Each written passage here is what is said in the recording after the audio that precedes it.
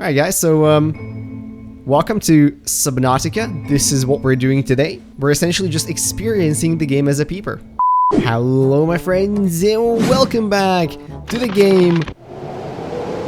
Today we're going to be trying some mods. From stuff that expands your game, to stuff that enhances your game, to stuff that completely breaks your game. This episode will have it all. But first, on to the expansion. So, the world of Subnautica is freaking amazing. Let's be honest, by now, we all know it pretty well. Like, if I hop off here... that doesn't seem right. Get me out of here. Oh yeah, much better. So, what if you didn't know the world so well? Well, starting us off on this journey is the mod Rising Waters, Turning Tides. And I believe I might have covered a bit of it back when it first came out, but I think I couldn't quite get all of it to work. But here we are today, and all of it is working. Here I am back in the dunes, and you can, for example, see some new creatures here. These are the new sand race, one of over 10 new creature variations that are added in this mod. Another thing this mod does is it adds a whole ton of new, let's call it points of interest. These are either small alterations to biomes such as this is the Dunes Barnacle Reef, to entirely new biomes such as this. These are the Grand Reef Shallows. And look at this, guys. Gosh, this is gorgeous. You can find places like these all over the world. There's well over a dozen of them. Gosh, let's go look at some more. This is super nice. I love that they even have the floaters at the bottom to make them look, feasible. Okay, this one is super weird. It's supposed to be called Membrane Meadows. Alright, well I understand where the membrane comes from. There's a lot of these plants around, including this massive one. And also, got a glimpse of a little something over here. I think it's a new creature. One of the super glowy rays. The Crystal Ray. On top of adding a ton of biomes, it also adds a bunch of precursor structures. This one is below the floating islands down here, and it is supposed to be a precursor mine. Ooh, nice. Okay, this looks like the Emperor's tank. Whoa. Wow, that's kinda cool. Wow, this is so sick. Oh, this is like the back rooms or something. Looks friggin' awesome. I love this concept. None. Special equipment required to collect this resource. What special equipment? Look, there's plenty more of these. Really a lot of stuff to discover on the map. If you want to spice up your world a little bit and you feel like you know it a bit too well, this will add a bunch of biomes, a bunch of sub-biomes, new creatures, and new structures just to make exploration interesting once more. Now let's talk a bit of utility before we completely break the game by driving everything.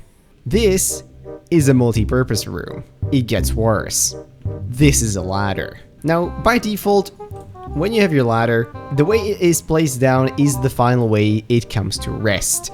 So it doesn't really matter what sort of decorating you want to do down here, because that ladder will always be rotated this way. Well, not anymore with the mod Rotating Ladders. What it does is exactly what you think it does. By pressing R, you can now rotate the ladder. Wow, kinda wish this was in the vanilla game, especially when it comes to stuff like this, This is an absolute hassle. If you want to have a base that connects two thin compartments like this, being able to rotate the ladder like so just makes it so much nicer to be able to walk through here. On top of that, let's talk about some decoration, shall we? This base is pretty boring, but we can spice it up with the Composite Buildables mod. This one adds 3 default things you can build, those being the Science Bench, Mushroom Terrarium, and the Degassi Planter. So again, this is pretty simple. It's just 3 decorations, but I actually really like these, and in fact it's more than 3, because each of these actually comes with 2 variations. Obviously with the Mushroom Terrarium, you can also open it up and use it, which is super cool. But all in all, even if you just want to use these for decoration, I think they look really nice, and I think they can most definitely spice up a base build if they happen to not be clipping into the ceiling. But anyways, let's go break stuff. Now, you guys are probably familiar with Brad is Brad, a fellow YouTube creator who has done a whole bunch of Subnautica videos, all of which are amazing. Well, not too long ago, he made a mod that allows you to drive everything in the game, essentially. Now, I'm gonna leave the link to his video down in the description, and you should absolutely go check it out because it is brilliant. But for now, if I press Q and I together, I'm gonna get this output, which shows what exactly I'm looking at. So for example, right here, I'm looking at the coral _ reef _ jewel _ disc _ red, but this can help us identify what exactly we're gonna be attempting to drive. And now, if I press Q and M, we should be able to start driving any of it. Let's look at this coral right here. I don't know if this is gonna work, but if I now press QM, here we go, guys. This is Subnautica. Obviously, we can also fly with these objects. This works like, oh look, there's a new biome over there. What does this look like in third person? About as good as you'd expect. Fortunately, we're not only limiting to driving objects such as that. Let's procure ourselves a peeper to drive, shall we? And here we go. We're on our mission right now.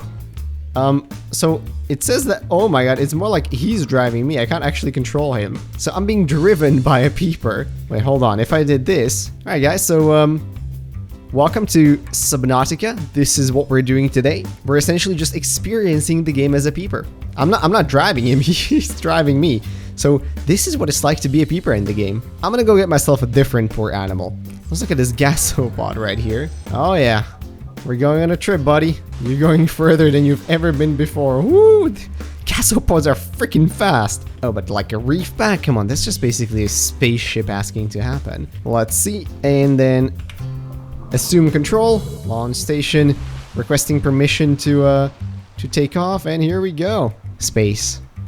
Final frontier. See, when you guys clicked on this video today, is this what you were expecting? We have to try to drive a Reaper. I mean, I'm gonna fly this reef back over there. That's plenty. I'm gonna leave this poor animal alone. Wait, Mr. Reaper, I'm gonna drive you. Oh, it's interesting. I don't think I'm able to drive him because I can't exactly like look at him, if that makes sense. You know, maybe there's some sort of a 3D object that it's colliding with, which is the trench itself. Maybe if I do it here. And here we are, guys. Now this is Subnautica. Oh my god, guys, look, Marguerite. This is what you went through. Alright, well, let's go do that thing that everybody's been wanting to do. Let's go drive the Aurora. Alright, here we are on top of the ship. Just gotta find a nice place where to take command from. Oh, here we go. It's not exactly that I'm driving, it's more like a carousel ride, but I'm not complaining. We're literally on top of the Aurora. Finally leaving the planet the right way.